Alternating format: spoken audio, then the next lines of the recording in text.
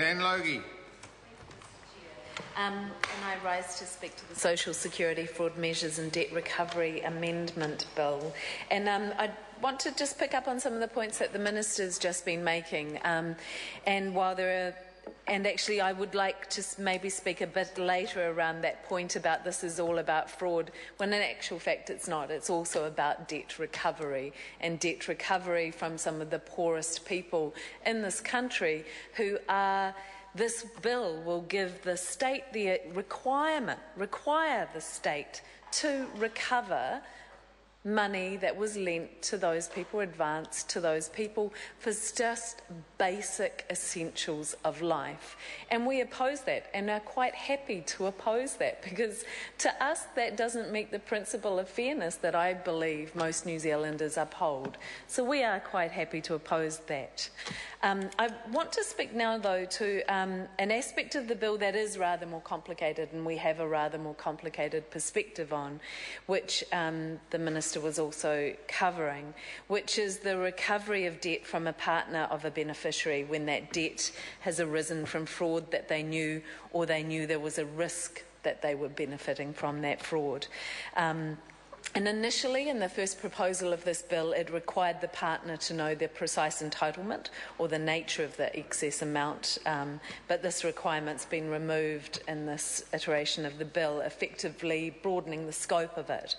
And it also is creating a criminal offence specific to spouses or partners, so that it's an offence to know or be reckless as to whether they are benefiting from a beneficiary's fraud. Now, there weren't that many submissions on this bill, only 13 in total. Some did raise concern around this aspect of the bill on two key points, really. One, that changes to make partners and spouses criminally and civilly liable has the potential to increase risks of domestic violence. And I will address further the Minister's comments in relation to this. And, you know, I know from having worked in women's refuge that the threat of dobbing in a woman for receiving the DPB is a real dynamic in violent relationships, and this bill has the potential to reduce that dynamic in the relationships, because you're not going to threaten to dob somebody in for something that you may be held accountable for. So that, you know, has a very real appeal to me, as does that sense of fairness. If somebody is benefiting from an income, then that they should be, you know, there's some kind of joint liability around that seems fair. But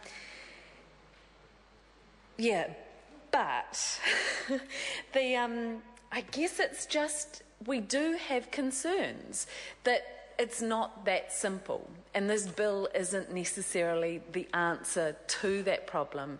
And we would have much rather seen a collaborative response of government going out to, say, women's refuge and consulting in the first place around how is the system operating at the moment for victims of domestic violence. We know the courts do not see violent relationships as in the nature of marriage. So therefore, technically, victims of domestic violence should not be held accountable for a debt in that scenario.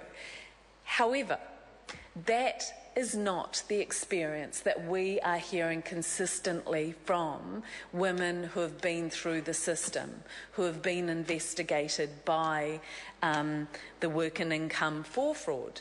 Their experience, and I do thank the Minister for engaging in a conversation around this and enabling us to meet with officials and talk with them about the debt and fraud investigation process. What we heard from them is that they actually have a fairly high threshold of what they will consider a violent relationship. And the evidence that they use as well for allegations of fraud, some of that is untested and includes accusations that have come from partners through SIFs that they just treat as fact, even though it has been has not been investigated or upheld, which means that currently women now are being subjected to these fraud investigations basically through vexatious complaints by their partners. And that may not go away from this process, Mr. Chair. Thank you, Mr. Chair. And that we certainly have very real concerns for the way that the process is working for victims, and that when the threshold for acknowledging a violent relationship is as high as it is at the moment, that leaves a very significant risk for victims of domestic violence as it works at the moment. The Salvation Army asks that the debt recovery process be undertaken in a way that ensures safety and integrity of both partners. Similarly, the Beneficiary Education Advisory Service asks that the risk of domestic violence be taken into account when making partners liable. We are yet to be convinced that that thinking has been done. All we've heard from the Minister and the officials is that there is a system in place that acknowledges that, and they talk about the court ruling. That is not matching the experiences that we are hearing from women in the community, and we don't have confidence that there are enough protections in place to be able to protect those who need it. We believe that the government needs to develop a policy or a legislative response to problems based on the experience of women and beneficiaries who have been affected, which also involves women's refuge, to ensure that the approach is fair and also ensures the safety of all involved.